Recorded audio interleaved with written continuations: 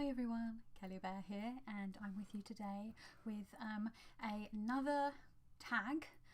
It's going to be a series of tags, and it is the hashtag, not a series of tags, a series of videos under the umbrella of a single tag. It's a tag challenge thing. Called Neo-Pagan November.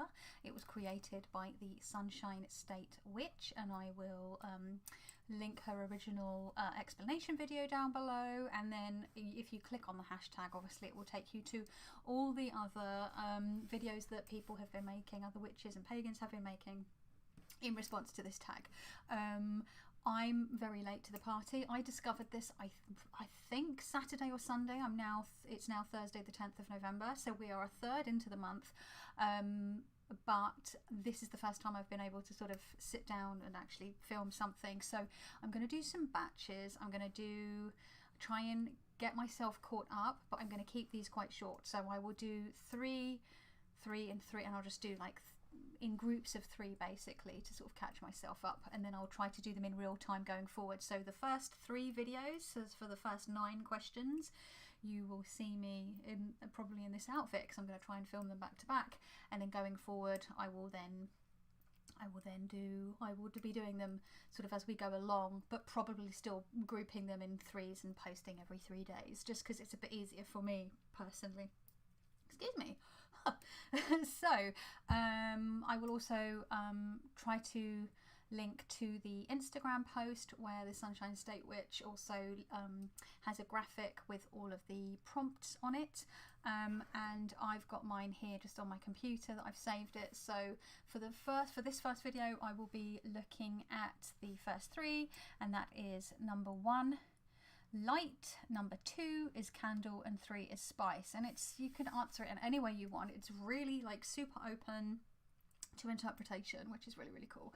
So the first one is light, and just clarification, I haven't actually watched anyone else's responses to this because I did not want to be influenced by anyone else's questions and be like, yes, I also think. I wanted to just try and go with what my first sort of response or thought or idea was with this prompt.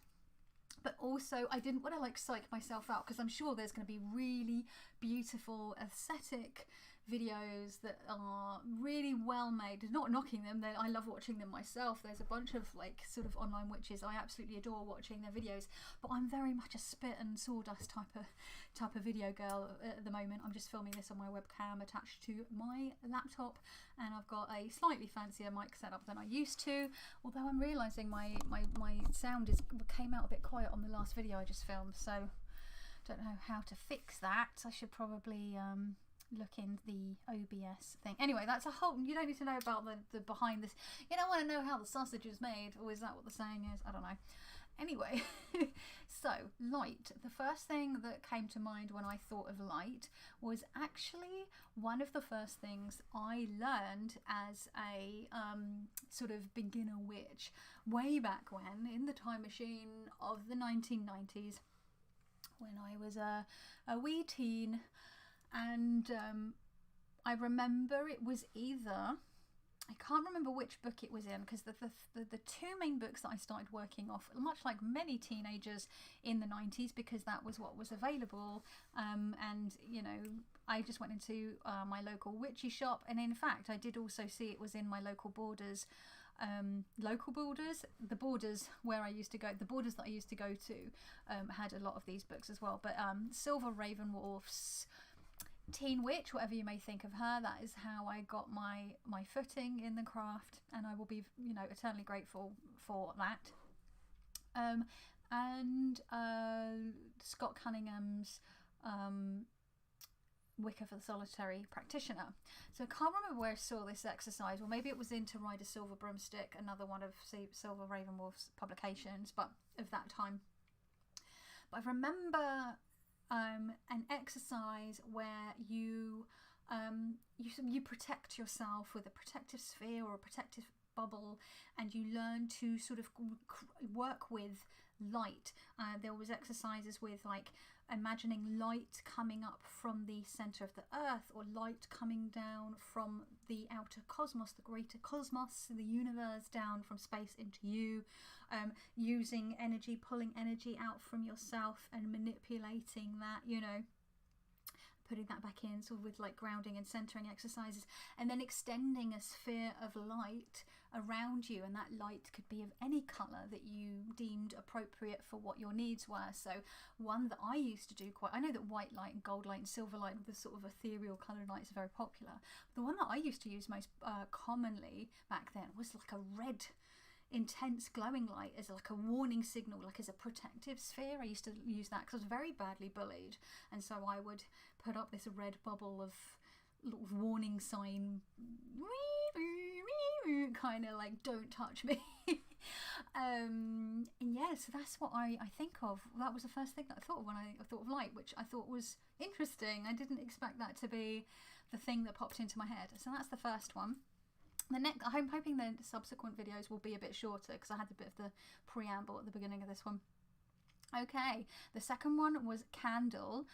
Candles, who doesn't love candles? I mean, I don't think I know a single witch or pagan that does not love a candle, whether that is your elaborate, fancy, like shaped candles, tea lights, chime candles, pillar candles, novenas. Who doesn't love a novena? I mean, I come from Catholic background, so you know, novenas. My nan with her little novena with a Mother Mary on there, with her little font of like holy water and the rosaries and everything, and little picture of Jesus up on the wall next to it. You know, that's the candles, having a Irish Catholic background, candles, lots of candles in church, and lighting candles in church, you know. Love candles, and I use them all the time. I don't think I'm alone in this by any stretch of the imagination, but I do keep it quite simple. I do enjoy candle magic, and I really, one of the books that really reignited, because I hadn't really used that much of candle magic for a really, really long time, and I think I had a Scott Cunningham book about candle magic maybe, and then I got rid of it, and then I was trying to find another publication a couple of years ago, and I picked up Madame Pamita's Ultimate Guide to Candle Magic, and that book just has it all. I know there's a couple of other ones. I know that Mystic Dylan has a candle magic book. There was another one that came out last year or the beginning of this year, which I've heard pretty good things about. And I've thought maybe I'll pick those up along the way at some point, but the Madame Pamita one just really reignited my passion for candle magic. And using candles, and what I love about them is you can use, you know, there's the colour. You can inscribe things into them. You can very carefully roll them in oils and herbs and things like that. Not too much, please. We don't want to burn the house down, because oh my god, some of the videos that I've seen of people with their candles, how they like dress them, I'm like, that is a disaster waiting to happen. I'm sorry. Like, please be careful. Please put your candle on a secure candle holder if it's not a novena already in a glass container, and like, please put it on a sturdy, safe, fireproof surface, please. Again, some of the videos I'm like seeing candles just like stood up in a little pile of salt, and I'm like, no, or like just stuck with a tiny bit to like a wooden. I'm like, no. Anyway, I'm going off on a rant. I'll try not to go off on a rant, but yeah, love candles. But the kind of candle that I use the most is a good old-fashioned plain white, little metal encased tea light, and that is because that is the kind of candle that I use as part of my daily offerings, or as much as I can make them daily. Offerings each day on my altar. I just use a simple white tea light, and so I just buy them in big bags, I think like many of us do, and I go through quite a lot of them. But yeah, that's what I think of when I think of candle. I just think, oh, fun and very versatile and accessible for a lot of people. I know if you are in the broom closet, or if you are a younger person, maybe living at home with people who are, or if you're quite young and you maybe candles, and your parents might think, or guardians might think candles are not necessarily safe for you to be using, or if you have people that are not understanding of your practice may not want you using candles, so you can get you tea lights are quite like a nice way of being a little bit like subtle about it, you know what I mean?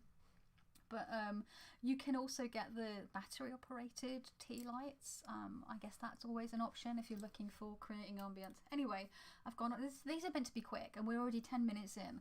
If you're new to this channel, strap in because I am a rambler. And then the third prompt, I believe, is spice. I'm just double checking, is spice. And again, instantly popped into my head, spice was the incense that I use for my daily offerings. So again, speaking about daily offerings, and I know one of the other prompts made me think about my daily offerings as well, but I do my own incense blend, and it's very spicy. And I think the first time I made it, I blended it around the beginning of autumn because I was going for that like autumnal, spicy, yummy, you know, pumpkin spice kind of smell, but I've just stuck with it. And I think the main reason is the benzoin. Benzoin just tastes, don't eat benzoin, brain fart. Benzoin smells, to me anyway, like vanilla cupcakes. Smells so vanilla-y. It's so sweet and delicious. So I put benzoin in my own little blend. I put cloves, cardamom, cinnamon, all those kind of lovely spicy things. They go in there, and I just use it all year round. Occasionally I might switch it out and it's a loose incense that I grind in a pestle and mortar and pestle. Same thing. Yeah, and I use it on an incense burner, but it's the one that's got the mesh and then a candle underneath, rather than the one that's just, but I put foil on the mesh so that bits of incense don't fall through the mesh and land on the candle, because I feel like that's a fire hazard. So yeah, that's what I think of when I think of spice, is my own little home incense daily offering blend. And by daily offering I mean to my spirit allies, because people are, who are you offering them to? That's who I'm offering them to. So yeah, that's the first 3 prompts. I'm just going to jump straight on again and film the next 3. And if you've watched this, thank you so much. I really appreciate you. I can't wait to, once I've filmed all of these, I can go and start watching people's answers videos for 1 through 9, because then I've already answered it, right? I won't be influenced because I've already made my videos. So that's what my plan is later on today. I'm looking forward to that. So thank you for watching, and I'll see you in the next one. Ciao.